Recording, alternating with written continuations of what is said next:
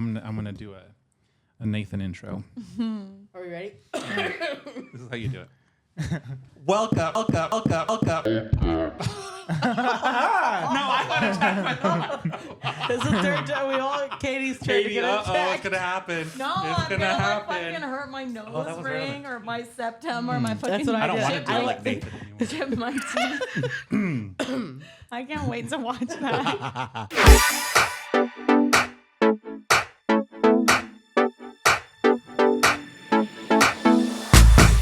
Hello and welcome to another grooming podcast. My name is Juan Rivera. I'm Kathlena Austin. I'm Kat Greeny. And I'm Nathan Austin. Welcome everybody. Welcome. Today we are going to be talking about work-life balance because we do a lot. We do a lot. We do. We work full time, and you guys have children, and you guys have a million dogs. But before we get into the topic for today, we are going to get deep. Yeah. Let's ask a question. You guys ready? When you were a kid, what did you think you were going to be when you grew up? Drug addict. Accurate. I know. I started laughing. I was like, Sad. wait. I'm like, I know. I literally feel thought I was like, I used to think like, how can I, when I would really think about it, I'd think about my life and I'd be like, I wonder how I can keep a roof over my head and still like be a drug person.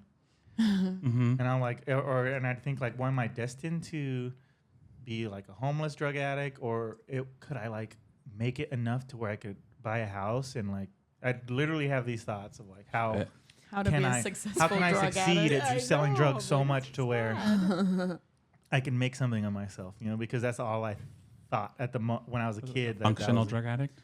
Yeah. Right? They have functional alcoholics. Yeah. Functional. Well, at first I was like, I don't get high on my own supply. Mm-hmm. And then that changed. And then I had that. I don't know whether to laugh or just I'm like, it's a Then I little was like- depressing. Then I was like, okay, I need this isn't working, you know? And then I met Katie, and then she came in right at the good time. So you didn't have any other Aspirations. nothing. No, I literally thought like, I don't know what I'm gonna do. I honestly was like, I don't know how I'm just gonna do this as best as I can. How can I be the most successful drug addict I could possibly be? Yeah, like there was no thought of the future. Like Yeah. I've seen people like I know people that are like still drug addicts to this day and older than me, and they just like make life work somehow. I mean, life in quotes. Yeah, and to me that was normal. Like, oh, just like doing whatever, all the Fighting and time. scrapping and going to jail and not being able to do anything you ever want. Yeah. So So no future. Yeah. You thought you had no. yeah. But look at you now. Yeah, I No, definitely really, didn't though. think I'd be Look a at you dog now, groomer. though. Yeah. I definitely didn't think I'd be a dog groomer for sure. Yeah. Yeah. Look at But you. you know, here I am, loving life. The other day, we're sitting on the couch, and I'm like sitting there with the kids, and I'm telling Katie, I'm like, we like literally made it, Yeah. We did right? it. We Like did I'm it. like, someday I'm gonna look back at this as the happiest time of my life. So I'm like, I gotta like Soak it up. soak up as much of this as I can, right? Yeah. You got the two kids, the boy and the girl. Yeah, they're in perfect age where they're fun, you know, and like just getting these best in show and go traveling around the country. Like it's not gonna get better than this. It may stay good for a long time, but like it's not gonna get better, you know. So I'm like, I'm just trying to, Enjoy it. yeah. Enjoy it. Well, on that super depressing note, it What do you came, mean? it came around. It came around. It came I'm around. just kidding. It started out, and we were like, do we laugh? Do we cry? What do we do? There's a lot of emotions happening right now. I wanted to be a veterinarian. I always thought I was going to be a veterinarian until I found out how much school it was and that I didn't like school. And then I wanted to work with the big cats at the zoo. And Nathan said that would be a really bad job for me because I'm really clumsy, and he thought that I would fall in the tiger's cage and get eaten. Does that make me an asshole? No, you're just looking out. Yeah, because she would literally trip over her own feet, and I'm like, what? You can't be like chilling with the tigers and then fall on top of them, or like, what if you're walking away from it and you fall down? Like they just have that like, I don't know much about tigers. But now she has terriers. Do you No, think I they'll have do terriers, that? Yeah. Yeah. Yeah, I mean, maybe. If I fell down, they might all swarm me. Who knows? I'm just With kidding. like kisses and stuff. Our Yeah, dogs are I'm so just sweet. joking. I do like to show people their bite though, and be like, 'Cause they you have see such these big teeth? teeth. They have like German Shepherd teeth on a Yeah. Well, I will say, I feel like if my dogs felt my life was threatened, the Scotties would be the fucking scariest. Out of all my dogs, my poodles, my cocker. Yeah, If Like I to like would- protect you? Yeah. But you know what, dog? 100%. I feel like the Scotty would just fuck somebody up. If they thought that I was being threatened, I absolutely feel like they'd just bite the shit out of somebody. Sometimes I have this thought where, like, I wonder if this dog was trying to kill me, could I fend it off? And I think most of the time I can, but my poodle, my standard poodle, my black boy, he's so athletic and so fast. His reflexes are so fast. We're just playing, and I'll like be like shadow boxing and playing, and he's so fast that I don't I kill think like if we were really going at it, I don't know. You know, No, I think you'd be fine. I think you'd as get, long as I could think- grab him. If I I can think- get my hands on him, grab him, Yeah. then maybe. I think you'd get really messed up, but I think because he is big, but he's not that big. And he's not heavy. He's not. Yeah, he's 75 You can pounds. just sit on him. Because But they'd I- have to bite you to death. I If think it that's was hard. and he has a shallow mouth, right? But I feel like if it was like a mastiff or something, then it'd be a different story. But I feel like got you like right here. Yeah, but That's- you gotta like Yeah, but you're You have to defending really- that, right? Yeah, he has to be. What do you think? What do you think? Well, now that we think, what dog do you think will take you? a German Shepherd. Maybe a German Shepherd. I feel like if I get my Yeah. hands on Malinois. it, I could like. Yeah. I don't know a Malinois. good German Shepherd or Malinois though. Like I don't know, Nathan, because they are agile and fast, and they have like Yeah, but good, they bite strong onto you. power. You can grab them. That's when you could like. Yeah, but can you like? I mean, if they're grabbing on you and pulling, have you seen them in those videos, the Malinois, and they like start pulling? Like all they had to do is knock you off balance. Yeah, I was gonna and say then- they'd like pull you down and then just go for it. Yeah, I don't know. Damn. I think the Mastiffs are the ones that I want because they have the loose skin. You can grab Oh. onto them. You can try to choke them out, That's true. but like their skin's so loose. They're just you'd be holding them by the face and they'd still be biting you. Well, that's what I've heard though, right? Is it like putting pressure on their necks, right? Like, So they they pass stop out. breathing. Yeah. anyways. Wow.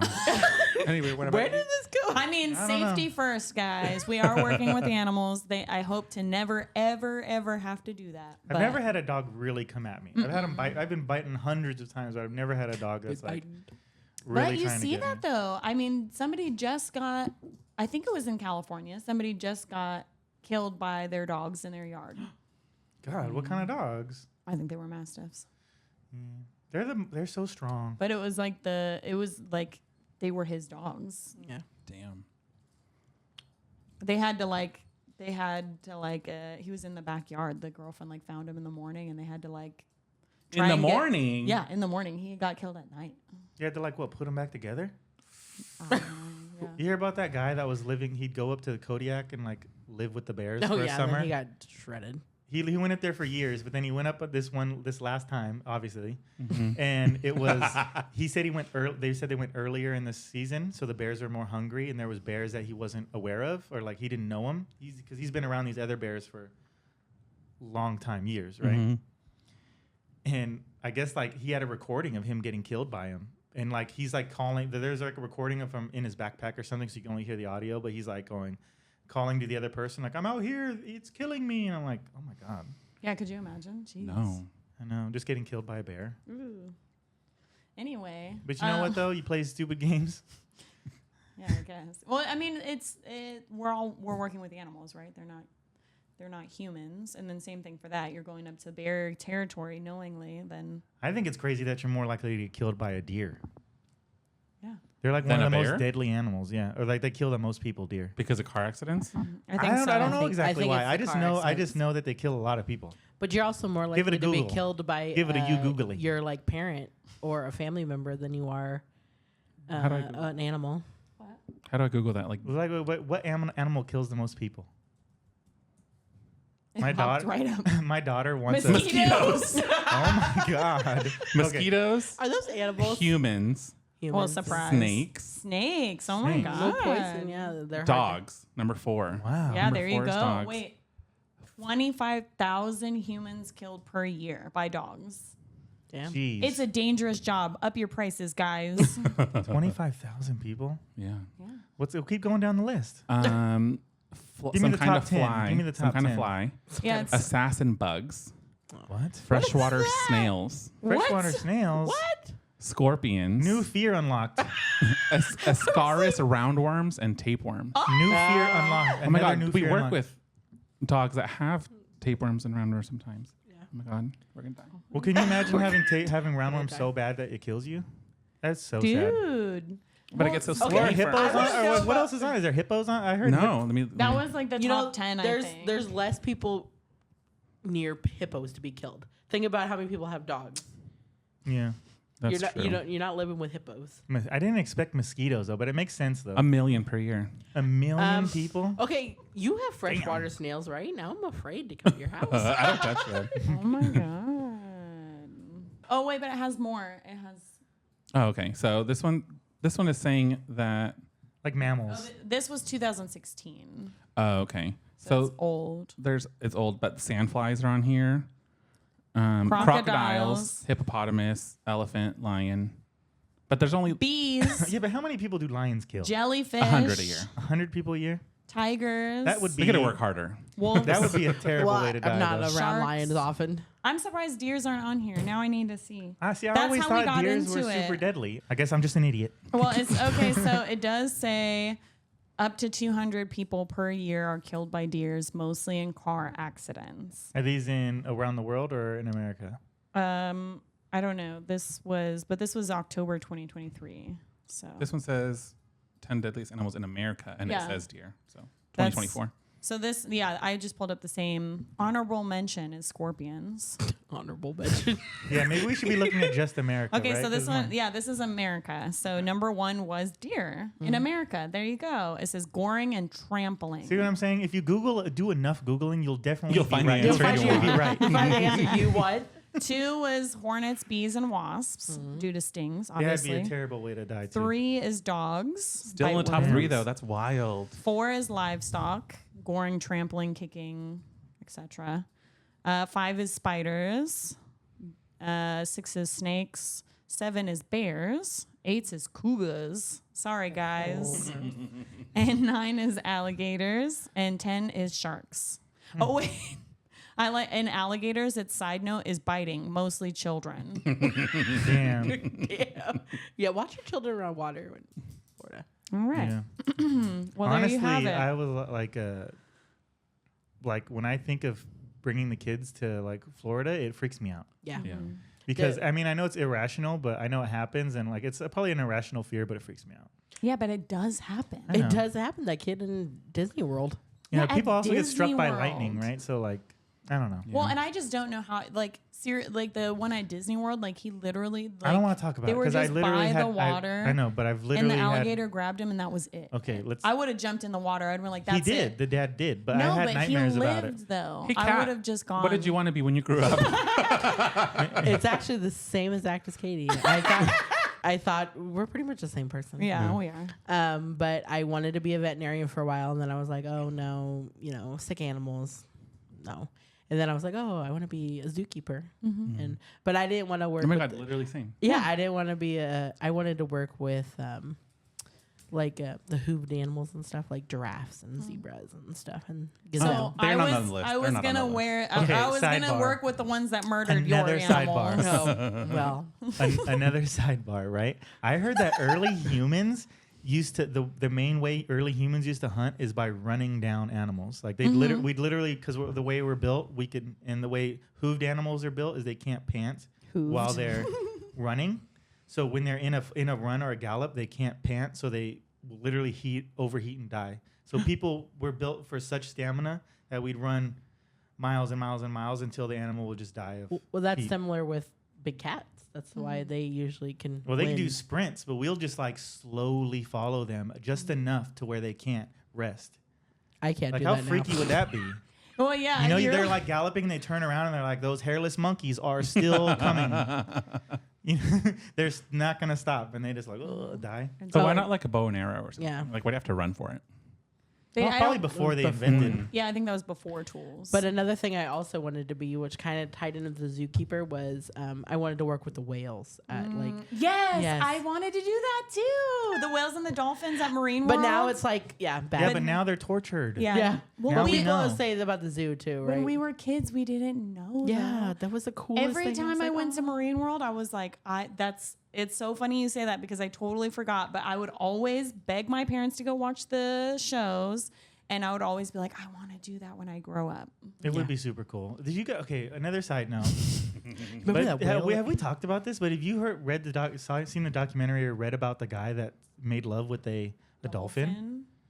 He said he had consensual relations with the dolphin. He's the one that was in love with it, right? Yeah, he said they fell in love and they spent like 20 or 30 minutes like trying to copulate a couple times, but it wouldn't work. Was it a male dolphin? No, it was a Oh. female. Yeah, it was a female dolphin and a dude. But like the way he explained it is like But he you can't.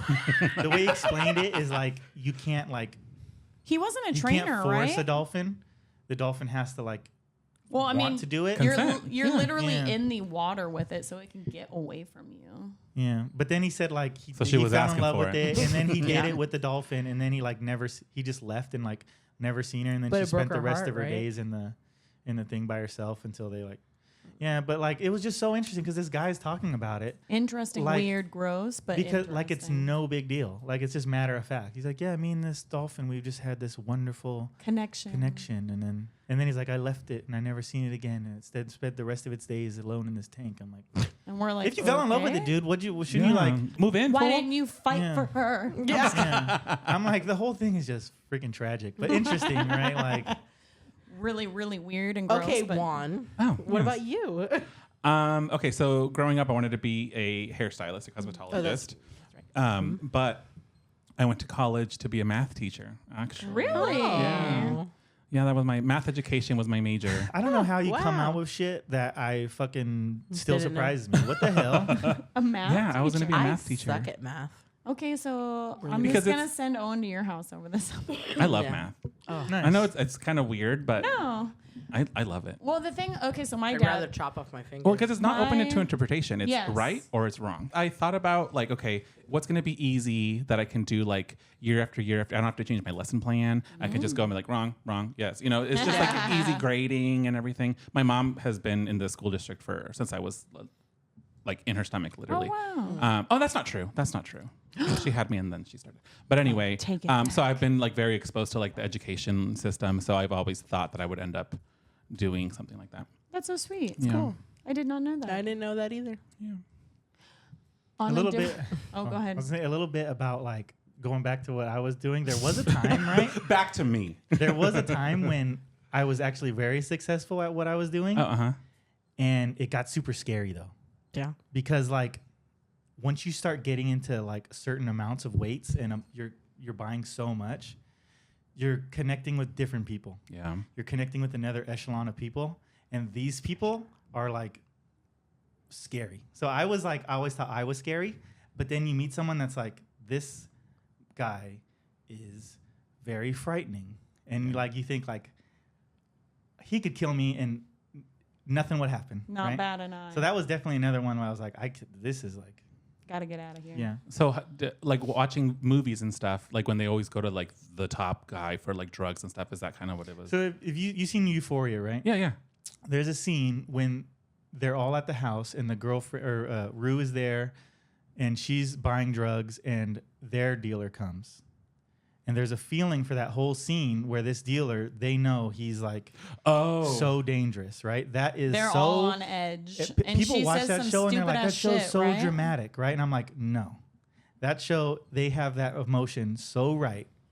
Because I think I was like 15 or 16, and then No, I'm like but the buying a thing- pound of other stuff, not cannabis, and then this person comes that you never met, and everyone just is quiet around them. And it's just fucking scary. And it's like you just go along with whatever they say. Yeah, You know, you 'cause- have to. Yeah, and it's like, yeah. So Euphoria was based off of your life. I'm just kidding. No, but like a lot of people will say like it's too dramatized, but I think it's not. Like it captures all the emotions correct for me. And people are like your life is always in is so serious, and it is right when you're a kid. And like the drug stuff was so, like it gives me like anxiety thinking about it. I must have been a lame kid. I did not go to any parties like that. Oh, I didn't either. Same. We were all kind of like, Nathan was the wild. He had enough wild for all of us. I was in band. I was in choir and in drama. I was in the plays. I was in the pit orchestra for Grease and Fiddler on the Roof. Oh, cool. I was in the American Sign Language Club. I played all of the other reindeer at the Christmas play. All of them? No, all of the other reindeer. Oh. Wait, It's a dog. Oh, It's from a book. I also thought I was. You're like, all 12? Well, it's funny because she said it again. There's not 12. I don't know. 8. Whatever. Yeah, Rudolph 9. Maybe I'm not good at math. I mean, I just think it's funny though because she said it again, and I'm like, yeah, all of the other reindeer. What the fuck are you talking about? Anyway, on a different side note, It's a kid's book, okay?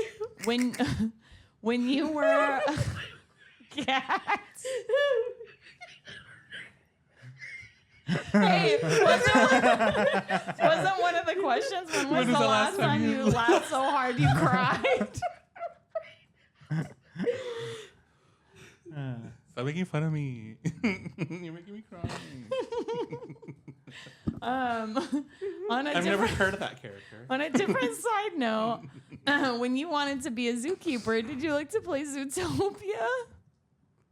The movie? No. Oh, fuck. Is it not called Zootopia? The no. movie? No, the game. It was Zoo Tycoon or Zoo something. Tycoon. Oh. That game was so lit. Yeah, I played that all the time. I had whales. I liked Roller Coaster Tycoon. I saw the commercials for that. I did play Roller Coaster Tycoon, but I loved Zoo Tycoon. I Same. used to like. I used to like making one little square island and putting one guy on it. I was a big Sims player, and I like to get rid of the doors and then put a crappy oven in it and make it catch on fire. Oh my god! Yeah. Or make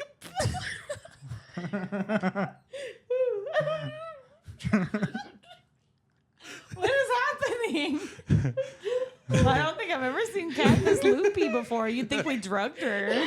You did. It's the lack of sleep. I have puppies at home. That makes sense. I never played Sims, but did you guys remember Farmville on Facebook? Yeah. I had the best fucking farm. I was always in the top Did you 3. have a blue cow? I don't remember. I don't remember enough about that game. So I was so into it that I got my apartment like Don't cut your eye, Kat. maybe 2 blocks from PetSmart. I would plan my crops based on my breaks at work. Nice. Wow. So I would come back and like harvest You were and then like dedicated. set new things and then go back to work. And then I would come back and like harvest all my. Actually, that's kind of sad, huh? Wait, I You're the was. second person. I knew another dude that was super into it like that, and he was a gay guy too. Oh, Okay, but I I feel think like there's any correlation. all the hay. no. So I got really into Farmville, but it's like I felt like you would just like add people as friends just to get like the extra stuff. Like I still to this Yeah, you day gift have people on my Facebook where I'm like, I just need to clean this shit out because like I'm positive we only got friended for Farmville. Do you think is it still like a thing you could play? Yeah, some people still play it. I think my dad plays it. Add me. I'm gonna play. I need some hay. He also plays Monopoly Go, I think. I see ads for that on TikTok. I will all the never time. touch that game again. I I actually have a collection. Oh, I have a Star Wars Monopoly. one. I have Yeah. a Star Wars Monopoly that someone gifted me, and it's just a decoration. I will never open it. That's a terrible game. I like it. No, it ruins families. Like I can't Rude. play it and not get fucking pissed off. My family in Michigan. I'm like, this is my hood, boy. My family in Michigan will literally set up a game and it just plays for weeks on end. Like you just come to it and play a little bit and then walk And I away think- from it. I also think too, like, what a fucked up like Game to teach your kids. Monopoly. You gotta dominate everything and fucking charge people money until they're poor. Until Make they them monotony. until they literally go bankrupt and have to sell all their properties and go under. I really liked Life though. I love Oh, that. I like loved Life, too. I loved Life. You get to choose different paths. don't know if Yeah, I've ever played. and you always get to make it at the end. You You, don't. you have never played. Oh my Life? God, we're What the playing fuck? Life. Okay, next time we come to your house, we'll play Life. It's We a have a really dog- we have cute a pet game. Life. It's really cute because you can like pick like college or just start your career. Is it a board game? Yeah, it's a board And there's like game. one winner, And you get a but little it's kind car of and like you get a people in it. the Yeah, winning you is get to subjective. get married, so Yeah, you and get you- to choose who You wanna don't get have married. to choose. You don't say get a wife or anything. It's you can Yeah, choose now it's just your like gender. choose whoever you're getting married to, and then you can choose the family path, or you can choose not the family path. The Is family, there an end? yeah. The And end is retire. like retirement, and Yeah. like the main goal is like who retires with the most money and the best So I retirement. guess probably. Well, I mean that makes sense. But if you live the best life, I'm the fucking winner. Yeah. You may be a I'm the millionaire, but winner. like I have a wife or a husband, whatever, And kids. and like you're just like a lonely old man. I'm the winner now. Yeah. Damn. So speaking of family and stuff. yeah, back on that's this sub- good lead in. Yeah. Good stop, job, Nathan. Kat. Oh, Kat. Yeah, that's right. Oh, Nathan's like, yes. Nice job, You're table welcome. over there. You're welcome. What is it about? Oh. She fist bumped you this Oh, time. nice. Anyways, so life. We all have families. Not all of us though. What do you mean? Not all of us who? Some people don't have families. I meant all of us has Oh, yeah. families. So we're just gonna rub it in. I have a question. We all have families. Speaking of families, what is your guys's, is that Definition? proper? Your guys's? How did your family see your career? Well, I think when I first started, it was just a job. But I think as time goes on and I'm developing more of like a passion and traveling for it and developing it and being in an enriching environment, I think they see it more as a promising career. But, my mom talks about retirement and stuff all the time. So I have something I guess a little dialed in now. I just had to think about it for a second. At first, I think people were like, "Oh, dogs," and like my cousins that were in the same like kind of lifestyle as me, they still have that. I've seen one of them say in Thanksgiving, right? And he goes, "I was watching the dog show and I thought, there's Nate." But he said it in kind of like a Derogatory way. yeah, just a little bit though, not a lot. But he's like, "There he is. That's him. That's all he is." Or that's like, and I'm like, "Yeah, man, that's me. Like right on, right?" Yeah. But my older family, like my uncles and my aunts, they're all really proud of me. They're like, "Nathan, you're doing so good. We're so proud of you. We see that you're working hard," and that's like it feels good. So I Feels super good. I would say for Nathan's family, it's Split. yeah, it's split. Like he said, like the family that is still kind of in that life is a little bit more like indifferent, not very like. I just don't think they get it. Yeah. You know what I mean? Like Well, I just don't mean- think that they get that it's like such a solid, good career and we own our own business. Well, Some I of think them there's do a level and of some of like, them don't. There's a level of like, they're still doing the same thing. I've had one cousin that literally told me I'm a sellout, just for like For being clean. for being like clean. Wow. And Wow. they're, like, but I it's think hard to it's a explain jealousy because some thing. people just like I have one family member that's just like, when I get out of jail for like, I just gonna go back to the streets and I can't wait to go back and do drugs and be out. Like that's just how. Yeah. And I love him for who he is. you know? Well, I think that something you talk about is like when you're in that life, you think that it's harder, right? You're like, oh, it's so hard and it's so like I can never get out of this. Yes. But it's actually the easier than Yeah, I'm glad you bring that up because when I was younger, I used to think the world is against me, and I have to fight and struggle for everything I got. When in actuality, I was just lazy and I was choosing to sell guns and drugs and Instead not of- work instead of putting in the time and getting a job. And that's the real struggle. Not like being lazy, a drug addict, drug dealer. That's actually easy. That's actually easy, lazy. Yeah, you don't like- have to get up on a certain time. Yeah, and the get in world's not against you. You're nobody against expects yourself. anything Yeah. from you. You know, you're against yourself. And like the real hard thing is having a life where you're clean and not clean, because some people, they still do drugs and still get their stuff together, but you know what I mean? Like actually working and providing for a family and yourself. Yeah. You know? And That's the yeah. hard thing. That's what once I realized that, I was like, oh shit, like I'm actually lazy. Yeah, if I just get my shit together.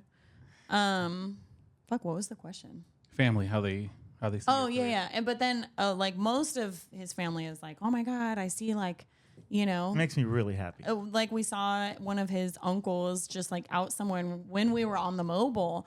And so then, we're like, oh, hey, we said hi. And he was like, next time we saw him, he was like, oh my God, like your mobile grooming van is like gorgeous. It's incredible. Like, I can't believe I got to see you out. Like, you guys are doing so good. And like, so a lot of them are like that, where they're like, we see what you're doing and you're like, we see your social media videos. We see like you winning all these competitions. Like you're incredible. And it didn't used to be that way though. I would say take us back like 10 years ago, and they were just kind of like indifferent, Well, I had a job. They were happy I had a job. Yeah, they were happy you had a job like, and you were clean. There's like this like disconnect because the cousin or my family that are still in like on the struggle bus, they just see my absence. Right? Yes, they get upset that we're not around. They see me not there, and they see me not at the functions, and not like when my other family, they know I'm not there, but they know it's because I'm working as hard as I can for my family. Yeah. And keeping us on the straight and narrow and setting ourselves and up it's for a the future. double-edged sword. I think both of them are right? Like I wish I was there more for my family that is like still, because I love them and I do anything for them. But me and the children are number one priority, and like the way I help my family is by helping my grow, right? You have to prosper for them to provide for them. But like before, when me and all my cousins or my family were like that, like we all just depended on each other a lot. Like we all we'd go to bat for each other, like literally for anything, right? And so that's kind of like, so now kind of sad it's different to me, now. But it's just a different like if someone comes to my house and be like, hey, I just shot somebody, I need to hide. I'm not like, oh, you could hide here now. Like now I have to be like, sorry, I can't help you. Yeah. Yeah. Sorry, dude. Like, or sorry, like, maybe I don't know. That's not good to say, but you know what I mean. Like, I gotta hypothetically. Yeah, hypothetically, you have to look out for your own now. Yeah, and that's just. But I think that's just the realities, right? That's the responsible thing.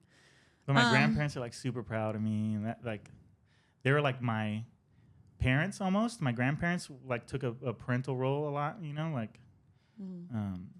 they're super proud of me.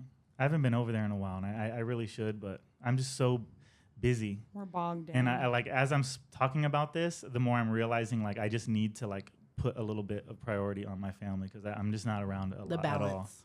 Yeah. My family, I'm there every day, but my extended family, my grandparents, like I haven't seen them in so long. I think extended families are just hard in general. Yeah. Yeah. See them once or twice a year. I haven't it sucks to say I haven't seen my grandparents in like 3 years. No, it hasn't been that long. I've seen them like maybe twice because COVID. I just didn't want to go over there because they're older, and I didn't want to infect them. But also, there's been plenty of times where we've called and gone like, "Hey, can we come over?" And your grandma says no. Yeah. So it's not just that we don't ever go. But regardless, my family, your family, yeah. I feel like my family's pretty proud, I definitely think in the beginning similarly, where they probably were just kind of like, oh, it's whatever. But now that we like compete and show dogs, they have a lot more like, oh, wow, you like really do grooming. And we're like, yeah, we like really do it. I feel like that was a catalyst for a lot of it, because before it was just a job, right? And then they see us succeeding and doing well, and they're like, wow, it's actually something. You know? Yeah. Especially for me, the social media thing. When I started doing social media is when they're like, wow, it's so funny. Yeah. They're like, even several of them that are not, none of them are groomers, but they're like, oh yeah, we listen to the podcast. That's hilarious. Thanks, guys. Yeah, my cousin sent me a DM too. She was like, nice. I was like, not groomers listening? I don't know. Other than my parents, I don't know if any of my family watches. Let me know if you do. Yeah. We want to know. I think with my family, I think there was some kind of, I went to school, I got my degree, but I'm not using it. Mm-hmm. So I think that was a hard thing for my parents to deal with. Mm-hmm. But my extended family, I think there was a resentment there with them because I wasn't at family functions. I was at PetSmart for, years, and I had to work every Saturday and Sunday, and I missed all the parties, and I had to work Christmas Eve, and I worked like an hour from home, so like I would get home late on Christmas Eve, and it was just like a mess. So I think my extended family was like not into it. But when my parents and my immediate family came to Super Zoo, and they actually got to see me when my first planes, that was that completely changed the way they saw the career. Like on the way home, my mom called me And she's like, I just want you to know that I'm so proud of you. I saw, you know, you've been working so hard, and it's so nice to see people coming up to you and like giving you hugs. And, you know, now I see how much passion there is within the industry. And it's so cool to see everyone kind of being together. And just hearing that from my mom, I was like crying on the drive home. And then my extended family, they once I got on Hot Dog, they were like, oh my God, that's so cool. And then that was it. But yeah, I do feel like I did miss a lot in my early career. Family-wise, because I was not good at balancing. Something a lot of my family says, like I hear a lot, is like, "Oh, your mom would be so proud," because my mom died a couple years ago. You know, but like for some reason, like my two like main mentors from before, Nancy and Ann, like with like when they say things like that, it's so emotional for me. Yeah, you know, because I think it's just because my mom passed, and then I got like really weird about it, and like I like my view of these two women like changed in a non-healthy way. And I'm like, just crave their like approval so much. So like, and it's not good. I know it's not good. You know, I shouldn't be thinking about that. Literally, when you said like, "Oh, she said you're proud of me," I'm like, oh my God, don't cry. But it's like so stupid. But like, I don't necessarily think it's unhealthy, because I don't think you go like out of your you're not obsessive or go out of your way to do specific things just to like hear their praise. I mean, you're doing what you're doing for you, but you do like, it means more to you when they are approving of what you've done. So I don't think it's necessarily that unhealthy. You know, my parents are supportive because they help me with so much, but like at the same time, they've never been to one of my dog shows or my grooming shows. And I think that's more just because they're social. Aspects. Well, I mean, you should try to get I'm them to go socially this year. awkward. Your dad used Try to to get him to go this hide year. every time she would have a party. Oh yeah, he used to hide in the bedroom. I don't think I saw your dad for years. Yeah. It was he's out now. Whenever we go over, Now he's out, but it took a long time, I feel like, for him to be like comfortable. But I you would know, say, I like, think it's the Bob- retirement thing. Bob is Because like, he just has my mom to entertain him and Ellie. it's funny because like Bob is like literally one of my best friends. No. Oh yeah, Nathan My And dad. loves like him. That's we my go dad. out fishing all the time, and like we really don't talk about stuff. Like we talk a little bit. Katie's like, "You were out there for 8. Oh, we'll be out 8 or 9 hours on the water." And Katie will be like, "Oh, what happened? What'd you talk about?" We didn't talk. I go like, "Hey, Bob, you want to try that spot?" He's like, "Yeah." We'll just go on the boat, and like that's like we're just like sit there and fish and be in each other's Like in company. That's silence? it. Yeah. Yeah. Weird. I They're don't know great. We if I talk. would- They're We great talk. people, but I think just it's just too much commotion. Because I'm like that too, but Katie and Nathan have helped me break out of that shell. I'm still weird, like Batman, lurking shadows. We're all weird. That's the Groomers are all weird. But you know it. But they support me, and my mom shares like the Facebook stuff. Yeah. And I know they're proud of me and stuff. Yeah. But it's just They are for sure. yeah. Jane, I always I see think that I Jane annoy my likes mom a all lot. of the Yeah. all the posts and all the comments. I was like, oh, Jane. Yeah, they Yeah. watch it. It's awkward though. I can't be in the room. I have to leave if they're gonna watch the podcast. Hey, Bob and I just Jane, aware. I love you guys. Yeah, Yeah, they we do watch love it. you. What about your children's? Children's is Like, do you? Okay, so there's. I don't know how to ask this without sounding mean. it's No, okay. You it's can okay. So there's a lot of you guys put a lot of time and effort into your careers. Yes. Do you ever think that your kids are gonna be like, well, all you care about is dogs, or all like? the time. Yeah. So how do you like I've. juggle that, or like make sure that doesn't happen, or like what? Are you asking Kat or me? Both. Whoever wants to I'm answer. constantly on the cusp of quitting everything. I'm not going to, but it's always in the back of my mind, going to shows and going like it honestly, like if there's, I just don't like being away from my kids. Yeah. Last year, my son started track, and we went to like his first like sports event, and to me, I was so happy being there, seeing him run, seeing him succeed. And I'm succeeding in the grooming career and industry, and it's taking me away more and more. Yeah. And it hurts my heart a lot, you know, because I just want to be there for them, and I want, like, if it came down to it, I'd drop it all in a heartbeat. But the kids want me to succeed. Yeah. They want me to be on groom team. They want me to. They see like because The we're hard always work. talking about like the hard work we put in, like where the hard work will hopefully lead us in the future, right? Because we're always telling them like, look, we're trying to do this, this, and this, so that someday we can have this, this, and this. So they're at an age where they do understand. It can be hard, right? Because when they have to say goodbye to us for competitions, Every time. they They cry every every time. time. And so that it makes it really hard. Nathan, I think part of your problem, right, is like your dad walked out on you. So I think that's part of the reason you have such a hard time leaving the kids, even if it's for a weekend, because you just you feel away because of that. You know, and I always feel bad when they're crying, and you know, but I always just remind myself like I'm doing this for our careers, you know, and I mean like we could be like bad people, right? And like it's not like we're going on a vacation every month. We're just without our kids, right? Like this is something for our careers, for our futures that is going to benefit us. It's not even just for like the brags, right? You know, because like now we're teaching and you know, like we're getting to go to New Zealand to teach, and those are like huge opportunities that hopefully will continue to grow and cultivate. And so it is hard because they are young, right? And they're only going to be young for so long. But it's a balance. I literally grapple with it every day. Yeah. Every day. Like I like recently, like since we've had kids, my relationship with my dad, like I was starting to build one. When I turned 18, he came out and I met him for like the first time since I was 5, and we had this big like cry fest, and we told we love each other and we miss each other. But since then, since I've had kids, my relationship with my dad is like soured drastically, because I'm like, I could not imagine like looking my son in the face when he's 5 and being like, Peace. hey, I'm gonna go like paint my on the other side of the country, and I'll see you next week, and then just never communicate ever again. Like I don't know, like it makes me hate him. You know, like I hate him. Now that we have our own children. And last time I was talking to him, he's like, yeah, talking about how great him and his dad's relationship was, and like that's fine. I'm glad he was saying that stuff, and like, well, glad he just that he had that. He just didn't understand like everything he was saying like about his dad was like a knife in me, right? Because I'm like, I'm glad you guys had such a great, but yeah, the kids. I think that's why I have a hard time leaving the kids, because you don't ever want them to feel like you did with your dad. Yeah, it's just rest assured, they do not. You're such a good dad. Yeah, I always knew his parental problems would lead to him being a really good dad. We are going to try to take him to a couple shows this year, though.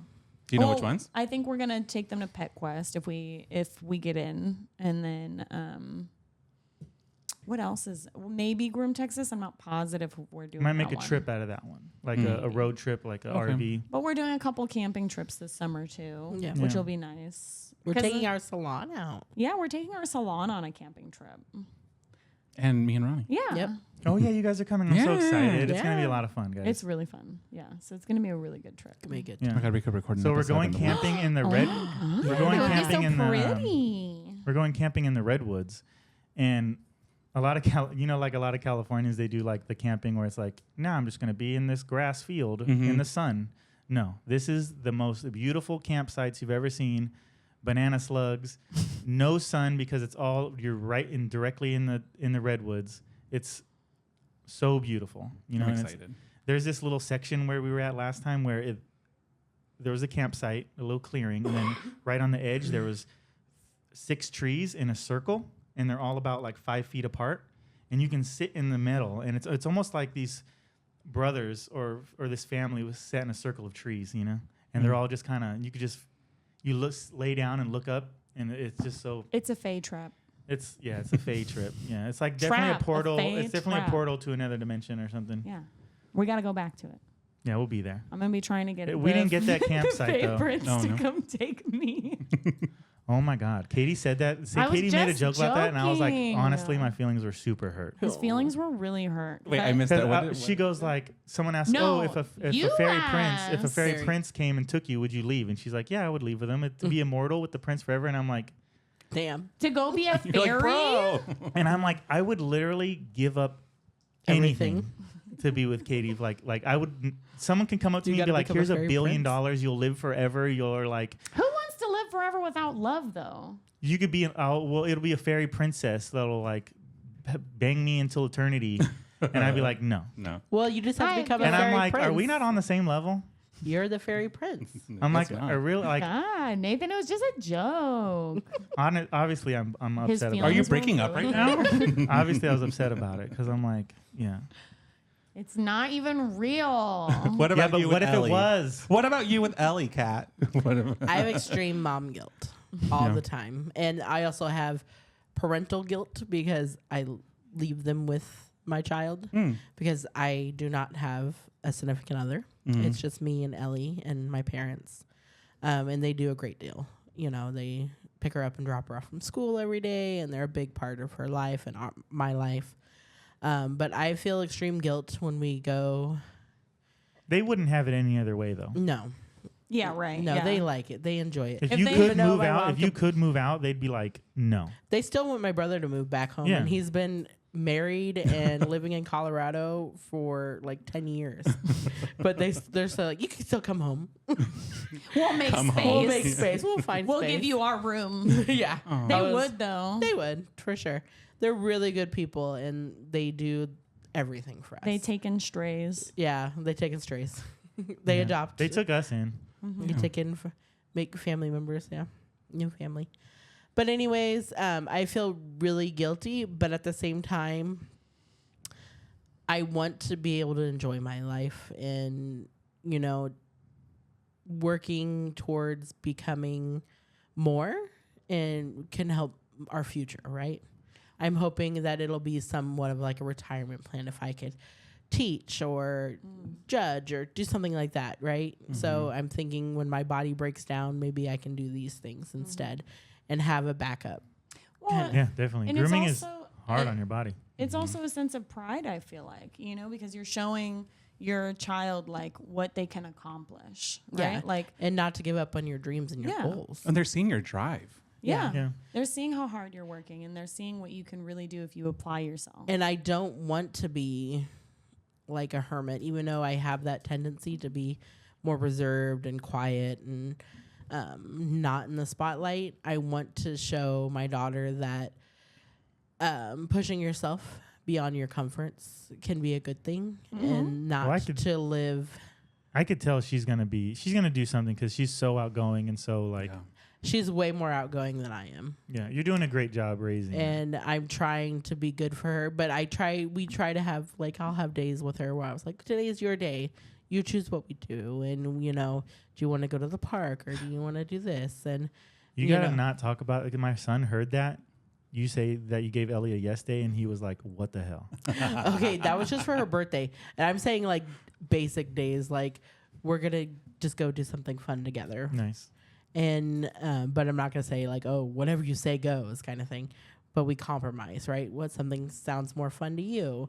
And I try to spend my, like, evenings with her. And sometimes I just want to relax. And sometimes we relax. Like this morning we got up and I fed the puppies and stuff. And then we sat down. She's like, I just want to draw with you. So we just drew each other pictures and stuff. And That's sweet. Your you know, daughter is definitely more like, she likes to be entertained. Yes. She likes to she's be, definitely an only child. And my parents entertain her constantly.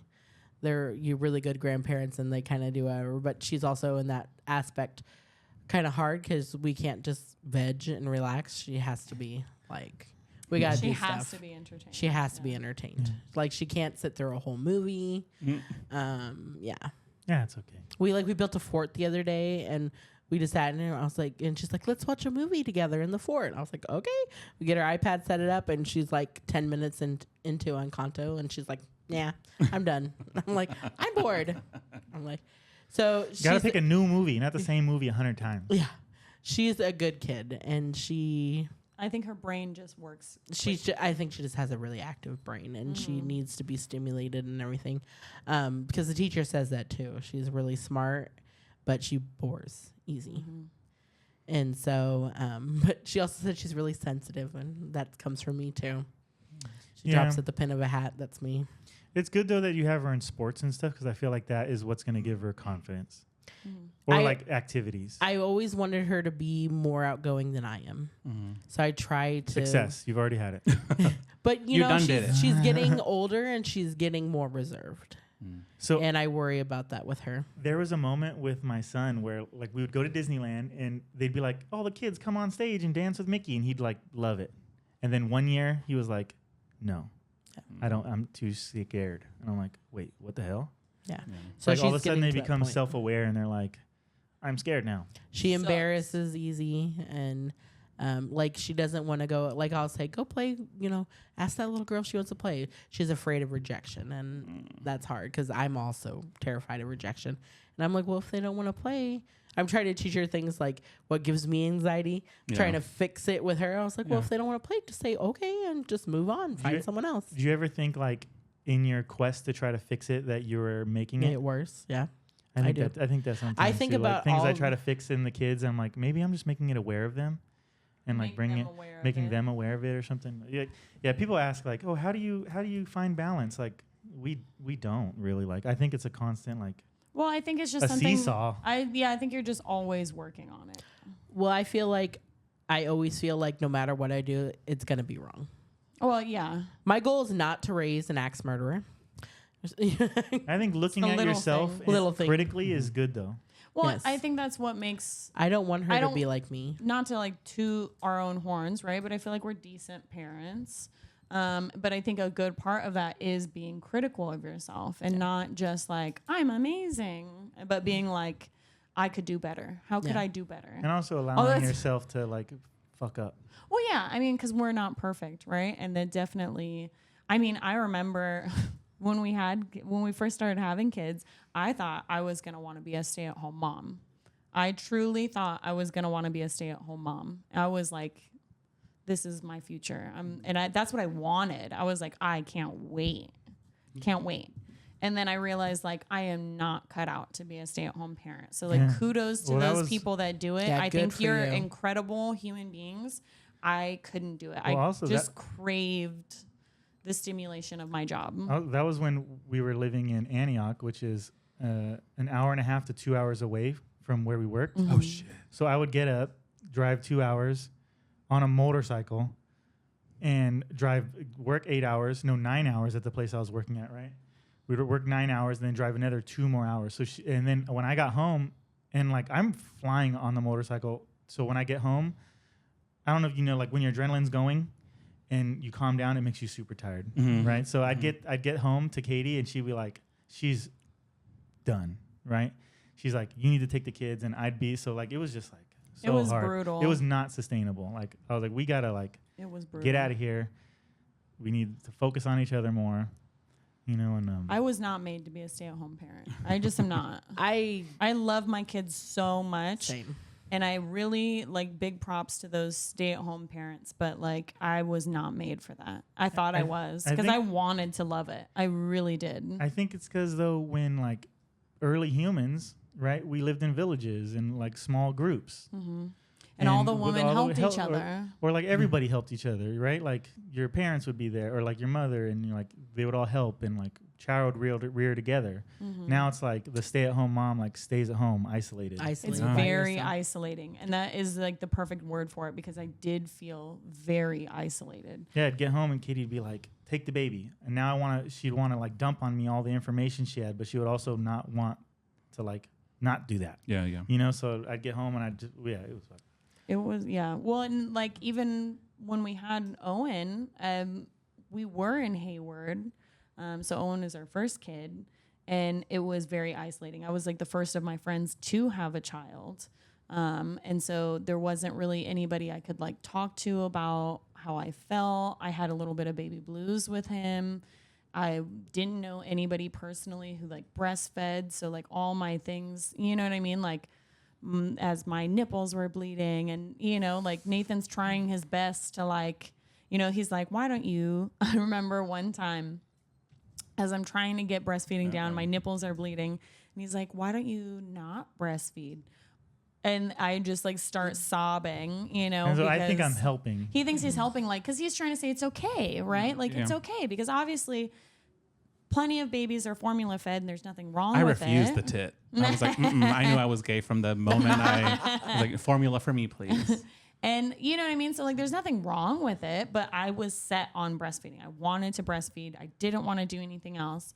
and anything else for me was failure. And that, even though it's not, so like, don't anybody take offense, but for me, that was it. I wanted to breastfeed. And so I just remember like feeling so defeated, like he was telling me I was doing a terrible job, even though that's not what he was doing.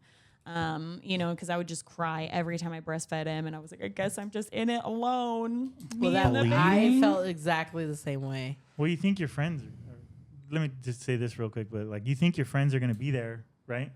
But like when you have the baby, they're like your single friends or your friends that don't have babies, they're not, right? Well, no, Kat was different, but no, yes. Yeah, exactly. You guys are different, but I mean, like all the like you come go to work every day. I do think, yeah, like you think more people are gonna be like surround you and help you, but it's just not the same. Well, it's totally different. There's no amount of preparation that actually prepares you for now being 100% responsible for somebody else's life 24/7. With also your hormones running rampant in your body. I also think it's too, brutal. like, with you, like you did it as a single mother, and like I couldn't imagine, like. I'm just the dad, so I don't even really put in the work. But I think I made it marginally easier, but I couldn't imagine just doing it you. Like that's incredible. Well, I had all the single help mothers of my out there. High five. I had the help of my parents, right, and they did a lot, you know. But I felt as they can't a single, help the way though, right? You know. Well, I felt as a single mom that this was my responsibility. I brought this child into the world. I have to care for her. I can't be a failure. Because I struggled hard with breastfeeding because I had low supply. And it wasn't the bleeding and the cracked nipples. The pain didn't bother me. It was her failure to latch, and I didn't produce. So I would literally breastfeed her every 2 hours. But after I breastfed her, I'd pump for 45 minutes and then sleep for maybe 45 minutes and then get up, change the baby, breastfeed, do it all again. Over and over and over again. And I would just literally sit there and sob. She'd just scream and I would cry. Yeah, we'd come over and Katie's like hugging her and I'd be just standing there like, Well, no. Like, no. Because she's crying. No, I locked myself in the bedroom and then I'd come. Katie would be busting down my door. Well, we'd come over and I'd be like, where's Kat? And her parents would be like, she's locked away in her room crying. And then I'd be like, all right, go in there. And just hold her, because what else are you supposed to do? There's nothing else you can do. You're making me cry. I know. Yeah, and I would just hold her and tell her it was going to be but okay. We made it that's through. The way it and I breastfed her for 5 years. So well, you got what you wanted. I had to cut her because I was like, I'm going to breastfeed until she's ready to be. She I worked so been. hard. Yeah. So I'm going to do it as long as she wants it. And I had to cut her off. I was like, girl, you're 5. Your 5th birthday, it's done. Yeah. Well, I felt bad because like I breastfed Owen until he was a little over a year, but I was pregnant with Isolde and it just became too painful. I was like, I can't keep doing this. So then I weaned him. So I felt really bad because I wanted to go till at least 2 years. That was my goal. So I felt bad I had to wean him so soon. And I felt guilty even though I wanted to have my kids close together, I felt guilty having them so close because once I was pregnant with Isolde, I was so tired all the time. I felt like I missed out on things with Owen because I would literally be at home playing with him and I'd like put a movie on because I'd be like, I'm tired, baby. And he was a year old, right?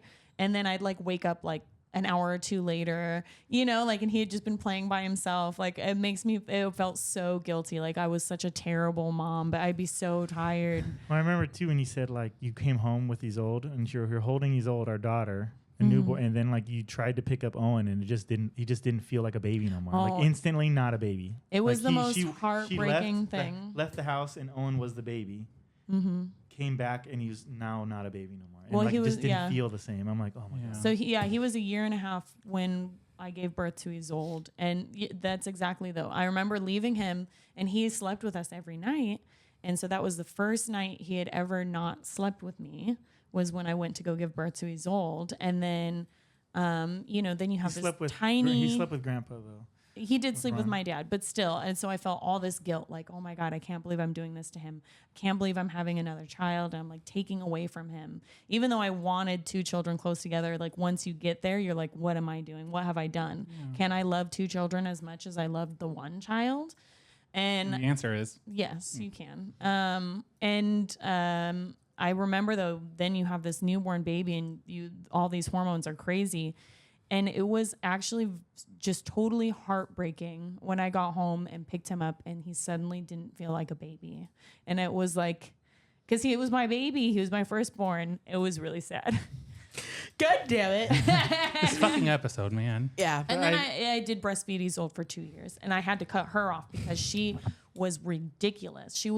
So Isolde was my hard baby. Owen was my easy child. He would take the bottle. He took the binky. He was a hard sleeper. He was like the model baby where, we're like, we can have a second one. This is awesome. I mean, like I said, I had the baby blues. In the beginning, breastfeeding was hard, but once I got it, I had it. And so Isolde, I love her to death, but she has always been my more difficult child. Yeah, I almost couldn't be friends with Katie anymore because of that child. You're very beautiful, babe. Oh, thank you. I'm just watching you and I'm like, oh my God.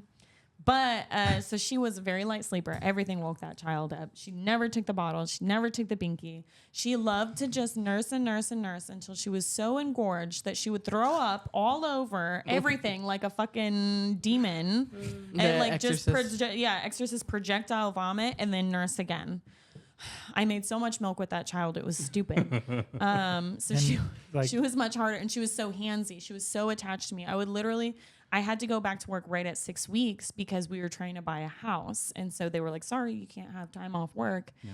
So I had to go back like right away, which I was really sad about. And I would literally drop her off at Kat's house. She would refuse everything. She wouldn't take any form of, I tried all the bottles, all the binkies, all the different things. And she would just scream and cry at Kat. So I was at work feeling terribly guilty that my 6-week-old is with Kat, starving. And so I'd drive home to her home on my lunch, breastfeed her, drive back, work the rest of my shift, drive back to get her. And it's about a 20-minute drive without traffic each way. And then I would drive there immitely after work and breastfeed her. And like you would try everything. I mean, you even tried with a little wire. Yeah, I tried to breastfeed her on myself with a little like supplemental feeder. Mm-hmm. Yeah, which like some people might think that's weird, but I thought like that's smart. I tried everything. Bottles. I tried like spooning milk into her mouth because like it was the nipple. It was the fake nipple. I think they didn't like. So. She did eventually ended up taking just a cup, a sippy cup, right? Yeah. No, not even a sippy. It was just a regular, wasn't it? Yeah. It was. Yeah, I would. She would. It was like at 6 months. I had this little tiny thing. It was like almost like the little medicine cups you get. Oh. Mm. And I would hold it, and she kind of like. Yeah, like, lap it like a little puppy. Yeah, Bob would say like the only thing that would get her to stop crying sometimes is because they would come home from work and I would be like, yeah, because literally she would just cry all day, cry. See why you would want to break up. Cry, and I was like, oh my god. Yeah, they would. Bob said he would come home and take her. He would take her out on the front lawn and look at the trees, like lay down and look at the trees. But they're so real. They like their whole family helped us so much. Like I would have never survived without. I mean, there's no way we could have done it without. So like I used to say this thing. I still say it to Katie. Like you're so lucky. I'll never be able to experience it. Right. And like at the time, I wanted to punch him. She thinks it's funny, but like I honestly I feel like the whole mother like giving birth and breastfeeding like it's so fucking cool. Like yeah. Well, yeah. I mean, it honestly like literally makes me sad knowing that I'll never. And I contribute what I contribute, and like I'm happy with what I do, but like it's just so cool, you know. And like we literally grow whole human beings, and just that emotion, and an extra organ, and like a lot of the younger people that work with us now, like all of them say they don't want kids. All the young, like most 90% of the young people I meet, they say they don't want kids, and I respect them, but like it makes me so sad. Because like the level of love and the level of like selflessness and like you can't explain it. You can't explain it and you don't know it until you're feeling it. And like it's just different though because I feel like I always wanted kids. Like I always wanted kids. And I love my dogs, but there's something to hear. You know, people are like, "Oh, I'd do anything for my dog. My dog is my kid," right? I'm like, and now that I've had kids, I'm like, no. Like, yeah, I was like that before kids. If you do, like, awesome. But like, I would literally shoot, or I can't say that. I would literally jump in front of a car. Like, I would die in an instant without hesitation at all. But like my dogs, I'd be like, no, don't run into the street. Stop. You know, but like. I wouldn't risk my life necessarily. I'd like risk my life, but not like But not really like die. Give up your life. Yeah, I wouldn't give up. not lay down your life but like it's just different. You know, I didn't feel that my whole pregnancy I was kind of like indifferent. Like I didn't get this, but as soon as my daughter came out, it's like this instant, like, oh my God. I love this like, thing don't you wish so you much. could like feel that? Yeah. Like, and I love the babies when they can't, like I cried when my son was born. Like I looked at his face and it's blue and they go like, and they're taking this first breath and then they let out this like cry. Instantly I started crying because I'm like, oh my God, this is my baby. Like, and I was crying too. It was also my baby. but it's just like, it's just so incredible, you know? And I'm like, I wish I could like, I always thought if I was a doctor, like I would want to give birth to baby, like but then I found out like you're a gynecologist, You have to be a gynecologist, right? yeah. And like, I'm kind of a weirdo, so like I think it would just not work out, you know. But I just love babies, you know. I think that's the most out of anything doctors do. Like giving birth to babies, it would be like I would just love that so much. Helping women give birth to babies. You keep saying giving birth to He's babies. giving birth to the babies. Like helping deliver babies. If I could get pregnant, I would. Yeah. I would love to be a surrogate, but I don't qualify. I would have babies for other people. It's a freaking It's- awesome I it's thing. loved being pregnant. It's just a beautiful thing. And none of us would be here if somebody didn't give birth to us. It's a beautiful thing. It's just, you know, I know there's a lot of really terrible things out there happening regularly, right? But that's something that I think we can all collectively like, it's beautiful. Yeah, but it's a misconception. People always think that the world is getting worse and worse and worse. Oh, But in yeah. actuality, like you guys can all look this up, in actuality, the world is constantly getting better. Crime is always going down. Violence is always going down. I think it just seems like it's going up because we have more access to the information quicker now. It's easier. It's like as soon as somebody It's like gets instant. kidnapped or murdered, it's like right in front of your face, no matter what part of the world it's in. You know instantly. Where like a long time ago, somebody could get kidnapped in another town and you wouldn't know. Maybe it would never even make the news, you know, and you never learned about it. Or if it was something that was hot news, you wouldn't hear it for like a couple weeks. But it is like a really big misconception that people always think that the world is getting worse, but it is not. You know, as a parent, though, I do have to say my anxiety went up tenfold. Like, I worry about my daughter and her happiness and her health and her rights. and her rights all the time. Yeah. And I can't stop thinking about her future. Well, that's why, I mean, it is, I definitely feel like being a parent is very selfless because you are subjecting yourself to a lot.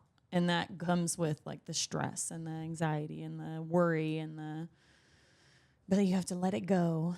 Well, that's why I think doing things like competitions and dog shows and stuff is a way for me to just kind of like Do for you? absorb for me for a weekend, right? Yeah. Like I can do something I want to do and enjoy, and I am thinking about my daughter, but it takes my mind off it for a moment. You know, I think about her when I'm going to sleep, right? Or, you know, I'm laying there and I call her and I talk to her, and I always feel bad because, you know, I know she looks at me like I'm her world and she's my world, but, you know, sometimes it's good to be a part too. Well, yeah, I mean, you're a mom, but you're also like a human person. Yeah. You know? Well, I feel like, even though I love my mom and stuff, I feel like she sacrificed like so much and like kind of put herself more in a shell because of us. And I don't want to feel that way with Ellie. I want her to be able to have her own path, right? Have her She own can dreams. have her own dreams, follow her dreams, and not isolate herself.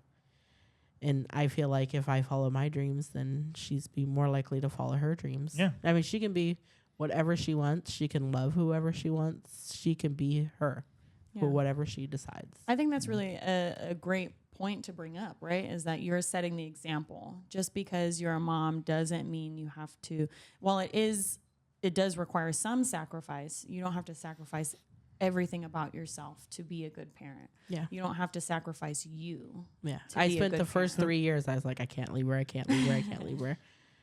And then So I'm curious though about you and Ronnie, because I know you guys, I don't know if you want to talk about it, but yeah. I know you guys have talked about wanting kids. And I Maybe. honestly think, or a kid, I honestly thought or think that you guys would be like tremendous Excellent parents.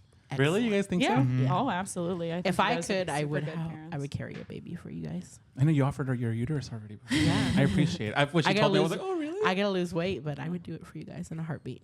Yeah. I'm getting old though. Yeah. Just keep that in mind. All right. I do think as a man though, like before you get into it, I do think as a man, like if we adopted a baby, I think I would love it. I don't know if the woman is because they have like this chemical bond, but I feel like as a man, I would be like just as Well, in because love it's with. different. Yeah. You don't get that same. I mean, I do think your body. So I think the thing is your body produces hormones based on the fact that you know it's your child. Yeah. Whereas in our body produces hormones based on the fact that we just grew a child. Yeah. I like it. So I think that's probably easier for men to like adopt or whatever the case is and have the Maybe same. I'd like to hear from people, right? Like, yeah, I don't have any experience, oddly, so please don't take I my know word several for people gold. that Not have- trying to be offensive. I know like several people that were adopted, and they said that they don't want to adopt. Which they I did wouldn't, find really no. interesting because they were people who got adopted and said they loved their adoptive parents. So I found that very interesting that then they did not want to adopt. Yeah. I'm open to adoption. I would like to adopt if they were like no one in their family was still alive. Right. I would Because have the of fear off of chance. someone coming back for them. That's Yeah. my worry. That's my about biggest adoption. worry about. Like I know I would love the child just as much, but I would love to have a few babies via surrogacy. Yeah.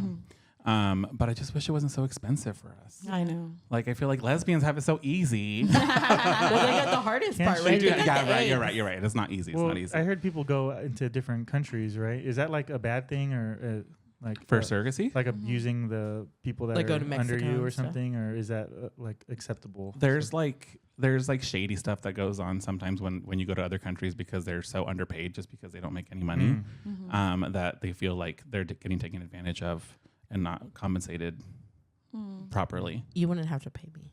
I'll go to Mexico with you to do all the stuff down there. Okay, sounds good. Maybe I'll qualify down there. When like growing up, when I was like I'm gonna marry a woman, I was weird, right? It's so weird to say that. I know. It just sounds so funny. I wanted like 10 kids. Like Yeah. I told myself just because my dad's one of 11. oh, Yeah. wow. My mom is one of six.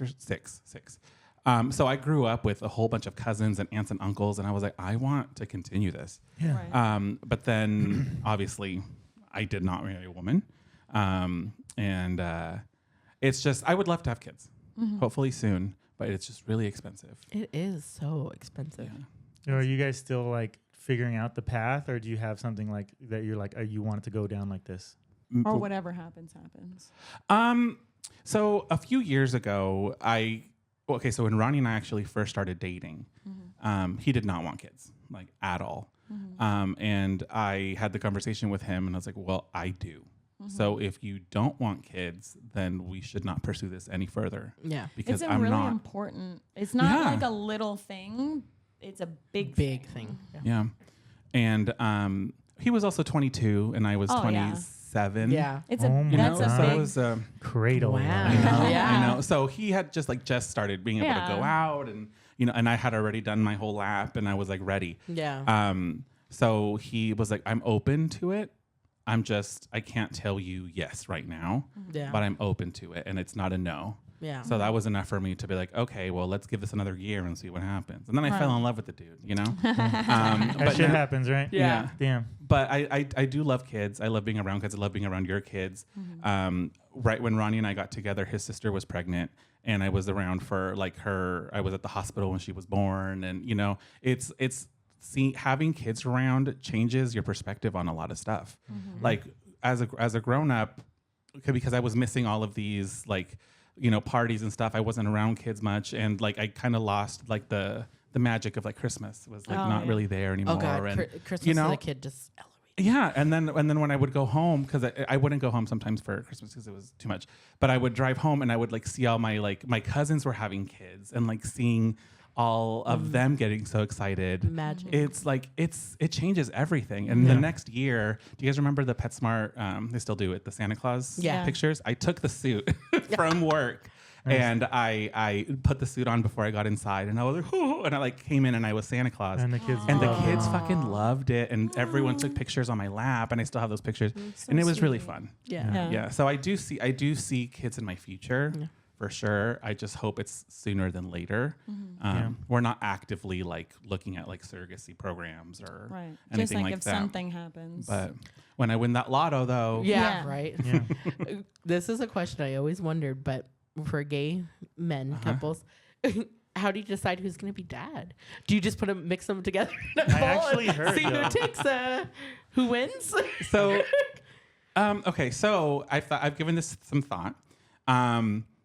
I would like to have Ronnie's sperm with my sister's egg Yeah. because me and my sister, I mean, we have the same DNA, right? yeah. Yeah. So like it would be, I feel like that would make it equally mine and equally his. Yeah. Nice. But if that's not the case, he says he wants me to be the dad.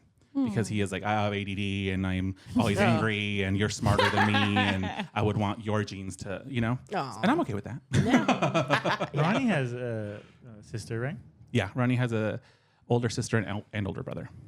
Would you, do her egg, Ronnie's sister's egg, and yours semen, or would you have like one of each? I think the Yeah, tricky- I mean, I mean, in a perfect world, that would be incredible, right? Yeah. So then we could each have the same A kind of little bit. situation for both of us. I do think it would be tricky though, because Katie has like, we've talked about maybe like donating an egg or whatever, and I do, like it was just like talking about it, and I have thought like, I'd have a hard time disconnecting, Right. And that's also a thought too. It's like my sister's always going to be like, well, it's mine, right? Because it's her, or like Ronnie's sister. Misty watches, so hi, Misty.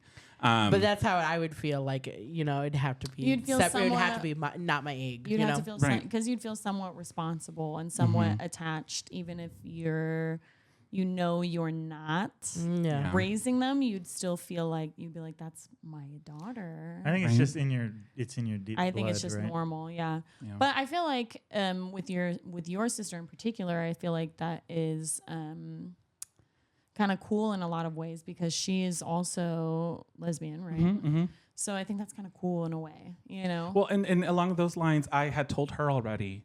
I was like, if at any point you want, you're gonna have kids, I will gladly give you what you need from me to give to your partner, so you guys can have a child. Yeah. if you Um, chose Yeah, to- like yeah, trade it. Just Swap. good old trade. But I don't know if they're gonna take me up on that. At the swap Well, meet, does she want kids? My sister, yes, she wants kids. Nice. They both want kids. Yeah, Oh, well, then you never know. Maybe might happen. You're all, let's do a swap. Yeah. Well, it's easy for them to swap what Yeah. they have Well, it's like- comparatively. and also everyone that I know that had kids, like their lives were like a mess, and then they had kids, and then they like got it together. Yeah. But I feel like you guys are opposite. Yeah, you You guys guys have your have shit your together. life- Do you your think shit their kid's together. gonna fuck it up? No, Or no, it can only get better, right? Because when you have a kid, like it really dials you in. Yeah. Well, I mean, yeah. yeah, But you guys are already dialed in. I was very conscious of setting up. My parents did a very good job with us, and they raised us Lucky. really well. They went to, they both went to college. So they gave a very, very good foundation. I don't know what the point of that was. No, What were we talking about? Like they just like No, I know, but what did you like ask? that you guys have your shit You're together. already together. So I wanted, but all of that kind of happened while I was growing up. So Yeah. like my mom was she was working during the day, and then she was going to college at night. And then Your mom, were they immigrants? They yeah, immigrated? they both came. My mom came when she was 9.